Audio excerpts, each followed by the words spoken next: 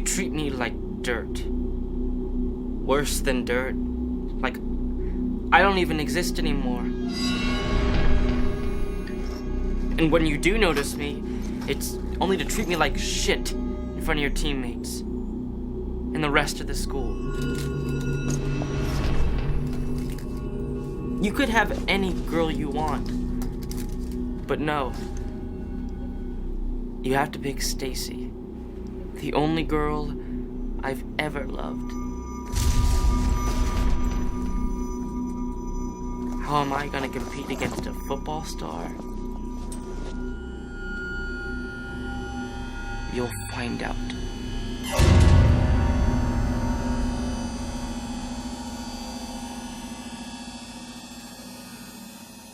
How am I gonna compete against a football star?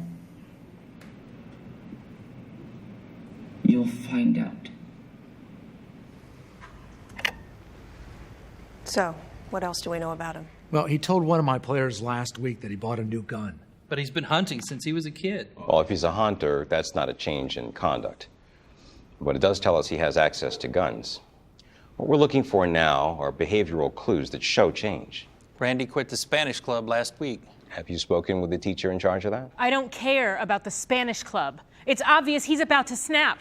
We respond to situations like this all the time, and what we see is kids like this don't just snap.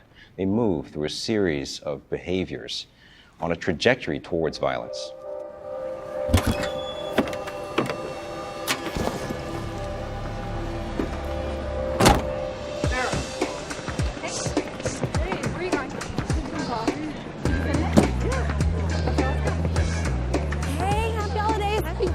You on your way home? Oh, this is just perfect. I Did you just not see me here at all? You were going the wrong way in the first place. Okay, calm down. I need license and insurance from both of you. Oh, my husband is gonna freak. Yeah, well, so's my mom, so thanks for that. Hey, I'm on my way to my last final now. Great. We'll be there in 30 minutes. Will you be ready to go when you're done with your test? I still have a little packing to do. Sarah! Mom, I didn't have time to pack last night. I had to study. This is a really tough class. Sarah, you know we have to be at the party by 3, and there might be snow coming. Mom, I gotta go. I'm running late. I'll see you soon. I love you. Bye.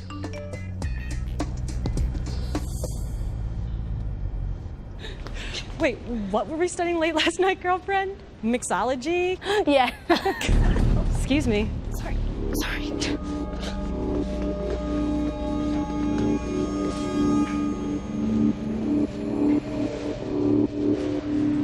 Hey.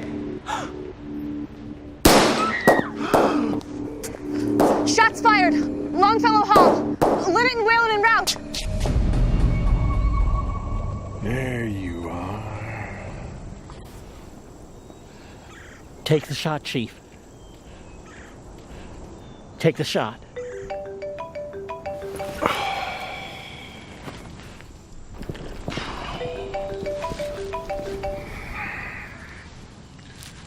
This had better be important. Where? Danny, come on. Injuries? What about the shooter? Who's on the scene? Okay, get a hold of tactical. Call for mutual aid. And make that perimeter wide. I'll be there in 10 minutes. Okay, everyone, put your bags away. Please remember to put your names on your test. You'll have an hour for this exam.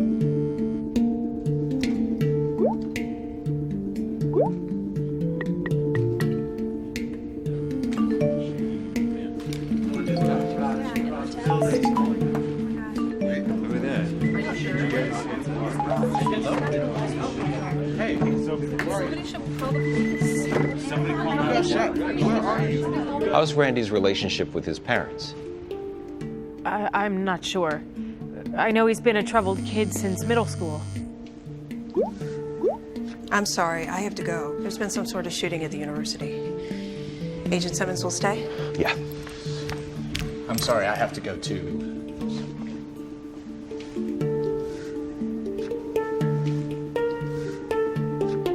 Can we get news on that? Oh yeah, sure.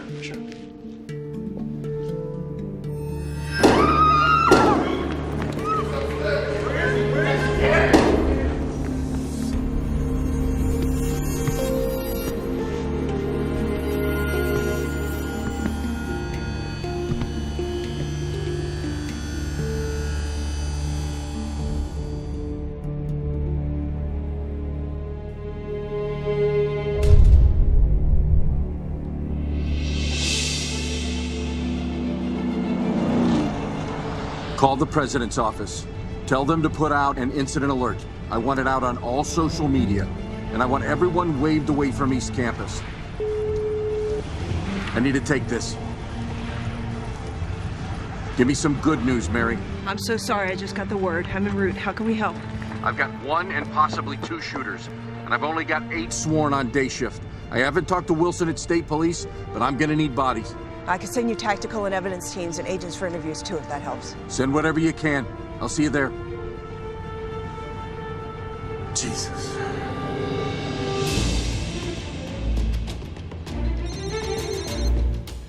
Mary, what do you have? Sir, I just got off the phone with Carl Stan, the new chief at Appomattox. How bad is it? What's he need? There's at least 1 shooter and multiple casualties. We'll put you on speaker. The chief only has a few on shift, so he asked if we could send tactical, evidence collection, and agents for interviews. He'll need media help and victim assistance, too. Tell the chief we'll send 2 evidence teams, tactical and agents on the way. Have you spoken to headquarters yet? Yes, sir. I confirmed with SIOC that there was a shooter and that we'd have someone on scene shortly.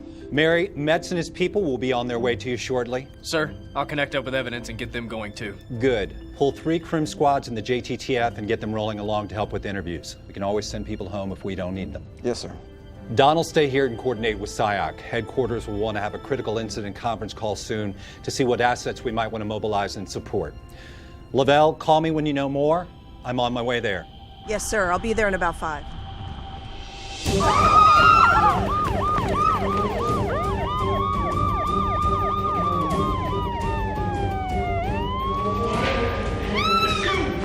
Where is it? Where is it?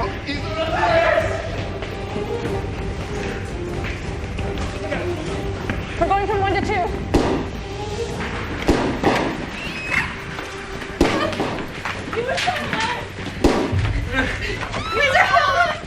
Please stop. Get down here! Help me! Help me! Help me!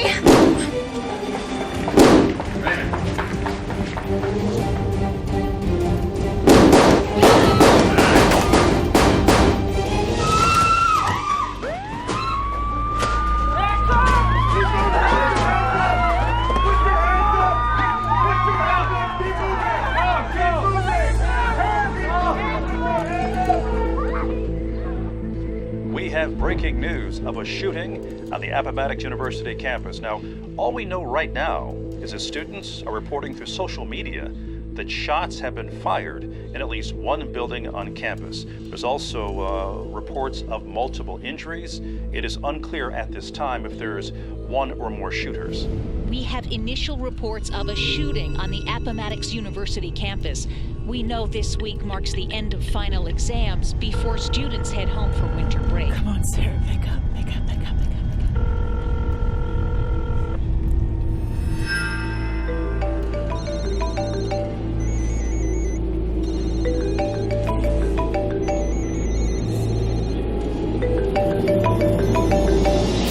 As you can see, it is still very chaotic. There Oh are my dozens of God. students coming out of We have so many graduates there. We don't have a plan for something like this. It would be a nightmare. Police and fire are trained for this all the time. They can help you put a plan together. Now, we want to remind you that this is all unconfirmed information. The university and campus police have not yet responded to our calls.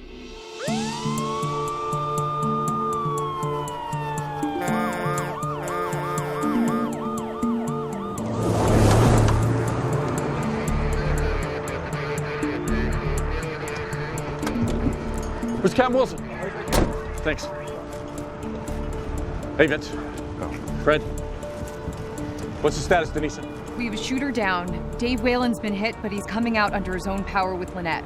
We know we have injured kids inside Longfellow Hall, and there are unconfirmed reports of a second shooter and possible bullet strikes in the science building. Vince, can you get that checked out? Sure, I'm on it. Can you get someone else to do it? I want all the commanders here with me. Right. Fred, what do you have? I've got 20 troopers inbound from Division 2, and I can get more if you need them. Great. Clarence? Fred, got 2 ambulances on site, have more on the way. Command post is 10 minutes out. Good, we'll set up unified command here. Do you have tactically trained EMS? I do. Good, we'll use them. Fred, can your people take them inside? I can give you 3 troopers right now. We can set up tactical over there. Okay, that'll be great. Hey, Mary, what do we have from the FBI? Tactical is beginning to arrive. Well, I guess we all get to go home then. Okay, Vince, come on. It's your show, Carl. Vince, we're here to support. Look, we're going to need all the help we can get. My people are just now getting the long guns out of the lockup. Evidence and a bunch of agents should also be here within the hour, but you've got a hell of a traffic problem back there. Okay, let's get a clean road in and out for the ambulances, and let's get this lot cleared for Unified Command. Got it. Okay? She's still not answering. Call 911.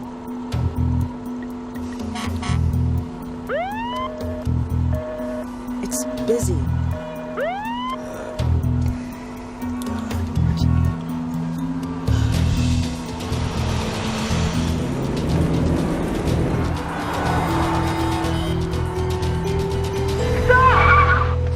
Can't come this way. I'm sorry. Back up.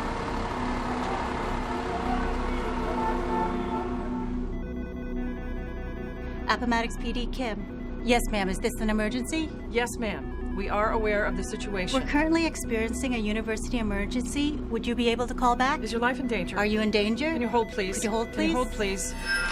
Yes. Is this an emergency? Number 24, can you give me your location? Is Thompson near you? Jake, we've got students calling from inside the building, parents, the media, and I can't answer the phones and handle the radio. I've already had 2 women call who think their son's the shooter.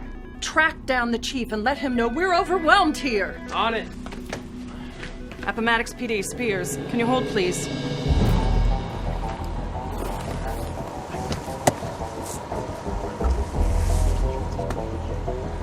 Hi, guys. Chuck Metz, how can we help? Henry Collins, I need 2 more to go in with EMS. Can you do that? Absolutely. How's your radio operability? I'm with county. Okay. Suggest we put your county guys on separate teams. We'll do the same. You gotta be kidding. We haven't trained with these guys. It's a big building. We have to have comms to do this right. He's right. The training's the same everywhere you go. If you're number 1 in line, you're 1. If you're 2, you're 2. Come on. Let's do this.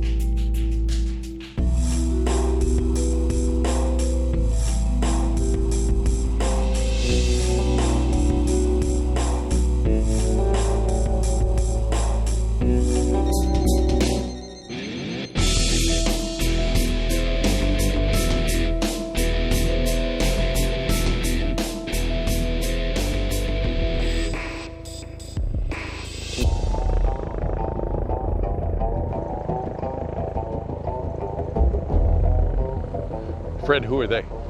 Harbin County, I think. Must have self-deployed. Denisa,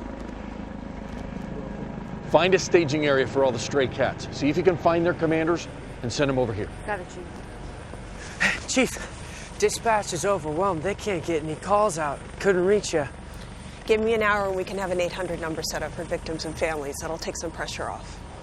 Do it. We can also get you some media people to help manage your communications. That is not my top priority. Look, the sooner you talk to the press, the quicker you'll stem the panic. Denisa, do you copy? Yes, Chief. The FBI is going to give us an 800 number to help with the victims and families. They're also going to give us some media support. Can you coordinate with their press people? Roger that, Chief.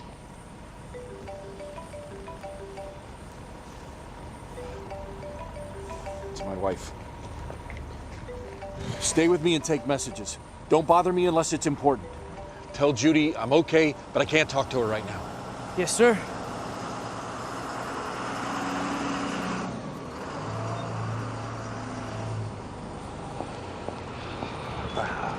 Status? A shooter is down, boss, but they're chasing reports of a second one. We have multiple casualties, more than a dozen. Who's running Unified Command? Sir Carl Stan, chief of the campus police, former Newark PD. Very competent, but he lacks capacity. Vince Pertani, sheriff. Clarence Thompson, fire. Fred Wilson, state police. Everyone's leaning forward. Pertani's making it a bit of a pissing match. That's Vince. He's a good man, though. I've worked with him. Chief? Chief, I'm Ron Zarnecki. Chief Thompson. Wilson, sir. Chief, I know you've been working with Agent Lavelle, but is there anything else you need from us? Yeah, you can shoot that damn thing down. Well, I don't think I can shoot that down, but we can certainly clear the airspace. Great. Lavelle, call SIOC. Thanks, Ron. This is live picture coming in. We're seeing it just as you're seeing it for the first time. So many students are coming out of this building in a panic. Many of these students are simply running for cover, hands up, or just running to get out. They tell us there was a shooting in Longfellow Hall. Someone opened fire on students taking final exams. There's a lot we don't know right now. People did manage to flee Longfellow Hall. One of them was Amy Alexander. Amy, what happened? I was finishing my psych exam and I came out and I saw these two guys and they were just shooting at everybody down the hall. And That's I unlikely. ran in the other direction, but What? I think they're Well, in 15 years, we've had maybe 2 incidents with multiple shooters. Really? Cops show up in street clothes wanting to help, and they carry a gun. People see them and think they're the bad guys. Early information is often inaccurate.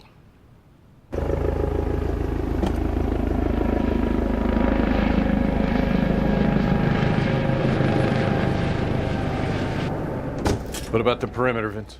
State has the wide perimeter, Carl. My people are dealing with campus traffic. Okay, good. Clarence, what about the casualties? We're still moving wounded out of the building. We've set up casualty collection on the north lot. Our preliminary is 10 dead, 25 wounded, most of which have already been transported to Central Hospital. Okay. Victim assistance. We're helping set up a family assistance center in the gym. Headquarters is looking at securing financial and other resources for victims. Good. What about witness interviews? We're setting up in Stevens Hall. We have buses taking kids over there. The FBI is helping us handle the interviews. There's hundreds. Understood. The long-term plan? We're going to need to talk about manpower to sustain this investigation. Well, that's a big lift. Yeah, but it's critical. Okay, we meet back here in 1 hour to talk about that. What about the press conference plan, Fred? Carl, you should be the face of this thing. This is your campus, your crime scene. I hate talking to the press. I know, Carl, but I have to agree. This first one should be yours. Now, I can handle it if you really don't want to, but we do need someone who's going to be good with the press. You only have to make a short statement now, and we expect your university president and the mayor will want to say something too. We can help your people with that. Sir, we have Agent Schmidt working with Officer Larimore on talking points and setting up the press area. She's been doing this for 10 years. She can walk you through the plan. It'll take 15 minutes. Chief, uniform.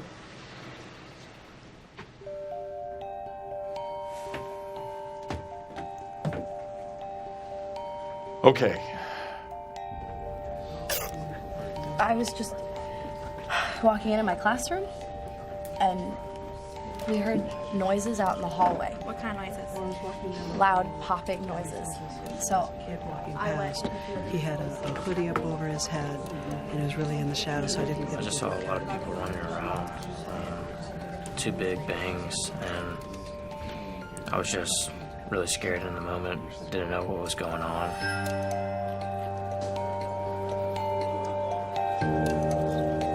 Our goal is to provide you with the most accurate and timely information. How do we find her? What are we doing? So I will be that person that's going to make sure you get that information the best that we can. She's 5'5", I don't know, 125 pounds. She's 120 pounds. Okay. Now, do you know what class she was planning on attending this morning? Yes, it was chemistry, I believe. Okay, so she was attending chemistry. Now, Tom, Beverly, we're Rosemary's parents. We remember you. Have you seen Rosemary yet? No. We haven't seen Sarah either.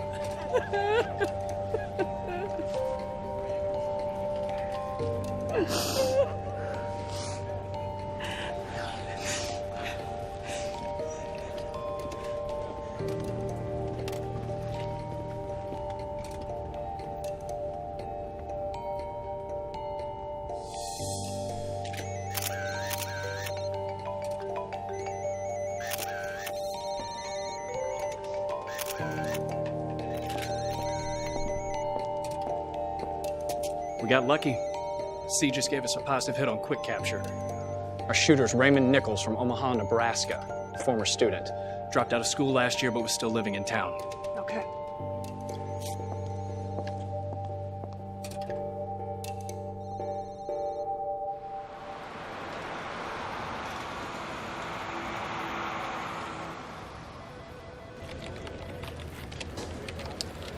Let's try that. Sir, we found him. Great. One assault charge in his home state of Nebraska, resulting in a restraining order. That's his parents' address. Call Omaha. Let's get some agents out there. Hey, Don. The parents are in Omaha. We should have something for you soon. Roger that. Do you need any bomb tech support? No, sir. Stacy, victim assistance. Sir, the 800 number is up and running. We received emergency funding from DOJ to assist with victims and families, and 4 of our rapid deployment team members are on the scene to help set up the Family Assistance Center. Denise, media. Don's office already has its public affairs specialist on site. We'll be sending 2 additional, one from Boston, one from LA, to help with national media and long-term needs.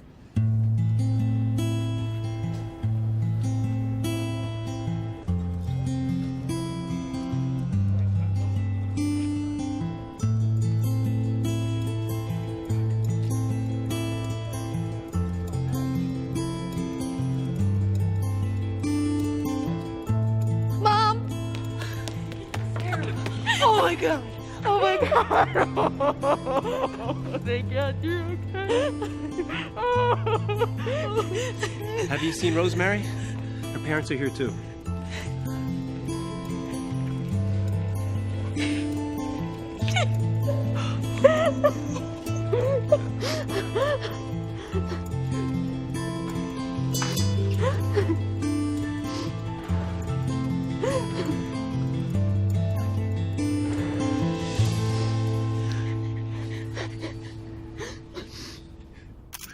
Good afternoon.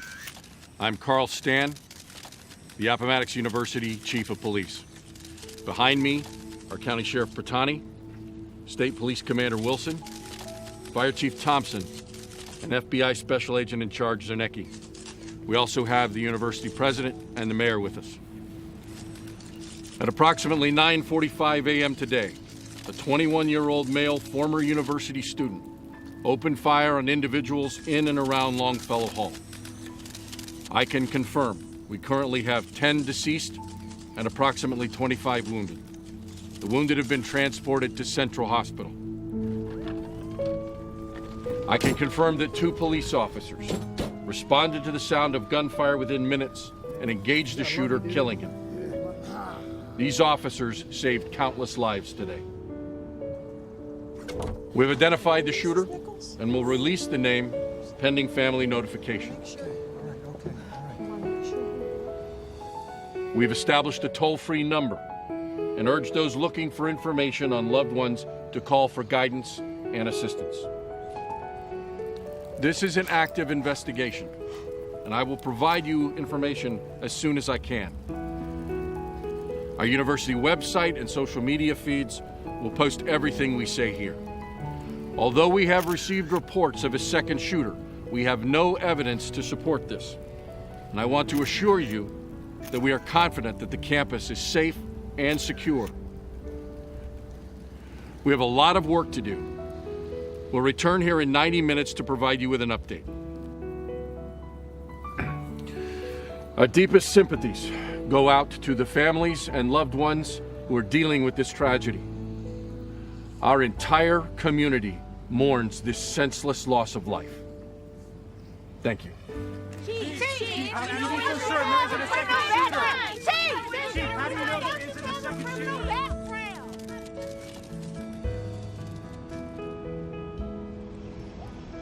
Our agents found Nichols' parents. They're cooperating fully.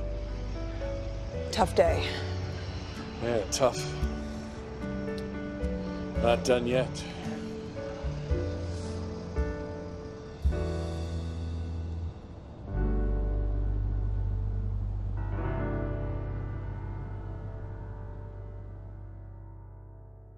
I'm Robert Anderson, Executive Assistant Director of the FBI.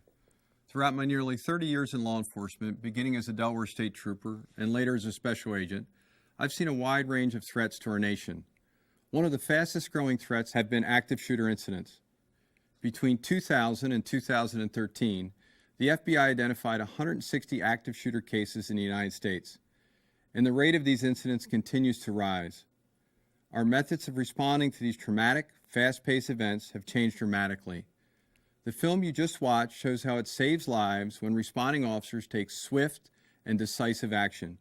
It also shows how the proper management of these events is crucial to delivering the best care for the wounded, for processing the scene, and providing assistance to victims and their families.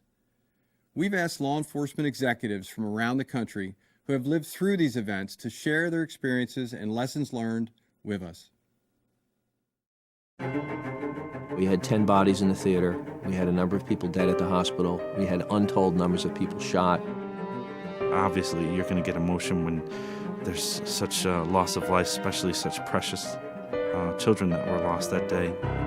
There was a total of 19 students that were stabbed, and they were puncture wounds or slashings. We received a call within 60 seconds of the incident that a shooting had occurred in the airport. I was grabbed by a detective from the D.C. Metropolitan Police Department. He informed me that there was an active shooter at the Washington Navy Yard. Hassan fired about 146 shots inside and 76 shots outside. Well, the shooting itself was over in 5 seconds. A total of 5 rounds were fired. I was shot 3 times and was one of the most critically injured survivors from the shooting.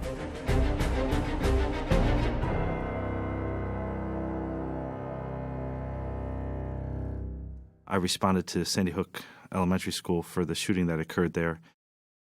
When I first arrived on scene, there was a lot of chaos with, just law enforcement throughout the area. The area was pretty well jammed with cars, so it was difficult to get in and out of there. The difference between a military base and civilians is that it seemed most of the soldiers were trying to engage and trying to help, and so they're running towards the gunfire. It was an absolutely chaotic scene. I also know that the fire service, they were overwhelmed outside the theater when they arrived, and hundreds of panicked and some injured people descended upon the fire folks, the fire crews. If you run into an event where there is mass casualties, your absolute first obligation is to eliminate the threat. If the best available information you have as you respond is that the shooter is on the 4th floor killing people, then you got to get to the 4th floor, and you got to get there in a hurry. You can't be doing a slow clear of the 1st floor. That may require you to step over people who are critically wounded to address the threat. Our big concern that day was to get into that school as fast as we could. All 3 of us had our bulletproof vests in our cars.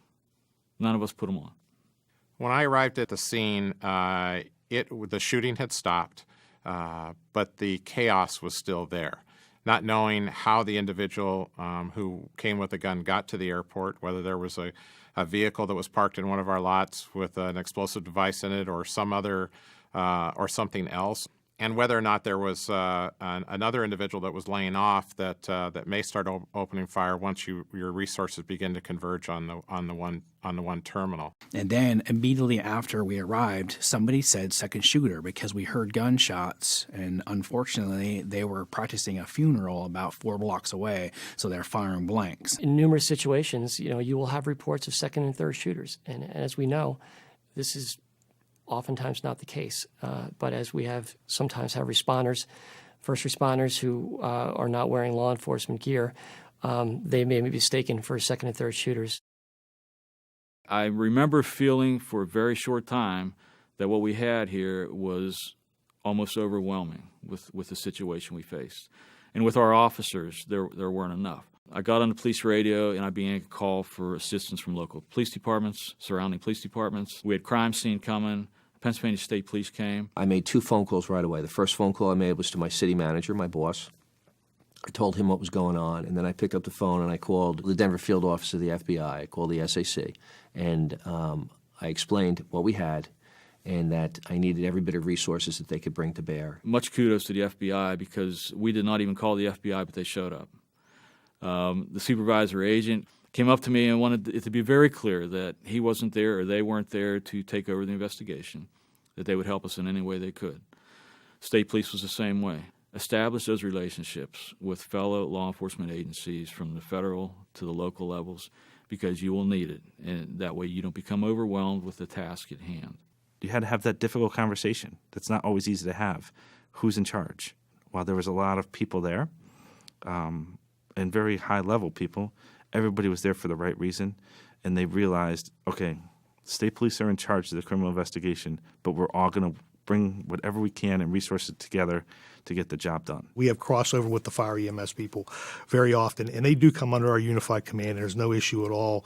When we get to the scene of calls, we all understand what we're doing here. And the unified command set up in the library with the FBI and the state police, and the governor even came, having everybody there to discuss and lay out the plans on how to recover the evidence, electronic evidence and everything like that. Things started to fall in place.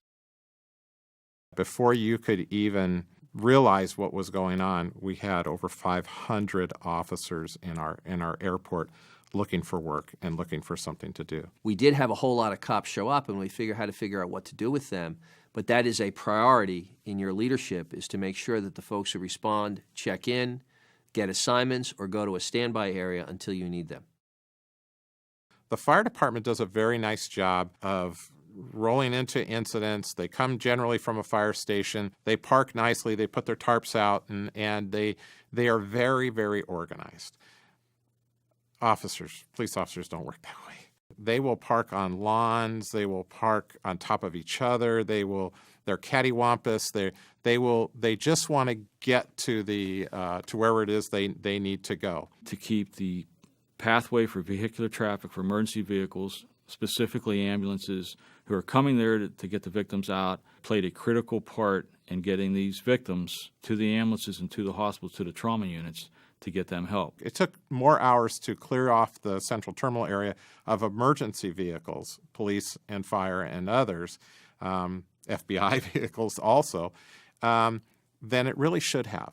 In fact, we couldn't even find the owners and drivers of some of the vehicles, and we ultimately were towing police vehicles to a parking structure just to get them out of the way.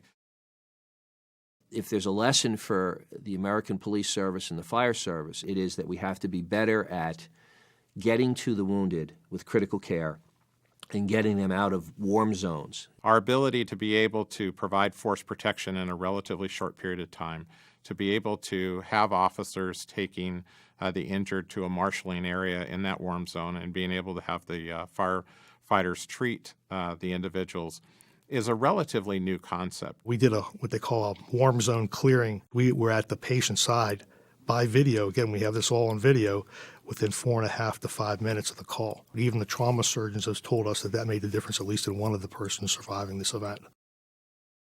Our police officers managed to locate some buses from the local bus authority, and we convinced hundreds of these witnesses to get on buses and go to a local high school and be interviewed. There was 23,000 people in the airport. About 1,000 of them were in the terminal when the incident occurred and became part of our witness management issues. I was able to put one of my assistant chiefs in charge of that particular aspect of it because it was a large piece to handle. I would say well over 100 people needed interviewed. The FBI, state police, and other people went out and interviewed these victims at the hospitals. But without the local police departments helping us, we would quickly have been overwhelmed. I think that one of the biggest roles for a police department in the aftermath of an event like this is managing the victims and providing every possible service to them. We mobilized the resources of the victim advocate community in Colorado, by the way, including the victim advocates who worked for the Denver field office of the FBI. And we assigned to every family a victim advocate to manage their issues and concerns. And you have to always be honest with them and always keep them first and foremost in how you do things going forward. No one can be prepared for the media crush that comes with this event. I got back to my office at 5:36 in the morning, and I see 187 unanswered phone calls. My PIOs couldn't use their 2 phones for about 12 hours because all they did was ring. The media is going to be such a critical part of what's going on with you. Give them what you can, and don't allow them or don't give them the time to create the story. All our decisions with regard to how to handle the media, a critical advisor and a partner in handling that was the SAC from Denver and his press expert. We also had in the room for those critical decisions the district attorney, and the United States attorney was very helpful. And by the way, the attorney general for Colorado was there. Our incident occurred after the Boston bombing at the Boston Marathon. They relied heavily on social media and Twitter and pushing a lot of information out. We did that also, but we didn't address the reporters and their cameras as quickly as we probably should have. In most cases, there's a tremendous amount of information and lessons learned on the totality of an incident, and that's where it's critical that every agency complete a detailed after-action report. It's going to be painful, I can promise people. Get ready for that pain, but in the end, it's part of our duty, and it's the right thing to do. If there is a criticism, and it came out in the after-action report, it's that we didn't establish unified command between police and fire early enough. It would have been better had we had the person in command of fire and the person in command of police meeting face-to-face and sharing information sooner than we did. That didn't occur to around the 50-minute mark. It would have been nice if it occurred sooner, and it's a fair criticism. The one thing that I would have done differently going forward would have been, prior to us closing down that command post, had a clear plan for everybody involved going forward, because there was definitely some loss of communication for a short time period for the couple weeks following. I got caught up into a lot of the operational issues that were going on that particular day, and essentially I wanted to play. I wanted to be a part of the unified command. I wanted to be a part of that particular incident. What I learned was I needed to step back. I needed to step out of the unified command and be more of an agency executive, and to deal with the much broader airport issues that were there. If I had to do it all over again, I would give a press conference within the first 45 minutes of the incident. We clearly had an understanding of what happened by then. I'm a passionate believer after this event that cops have to be trained, that there's an inevitability to this, that they have to have a mindset that this absolutely could happen to you and your agency. To officers entering a space or a room where there are victims, I would say, please try to acknowledge us, even if you have to step over us, because there's just a lot of fear on our end. And so for you to stop and say, I see you, I'm going to come back for you, is very empowering. Keep saying your name. The only reason I remember my paramedics and Patrick's name are because they kept repeating to me. And there's a sense of, I think, connection and humanity in that was very hopeful. You're giving us hope at that point. Most people's interaction with police is being, I guess, stopped at a traffic stop or hearing negative media accounts. But I can't deny that these 40 people ran into this building and saved us. I'm going to get emotional, sorry. So there's nothing but gratitude.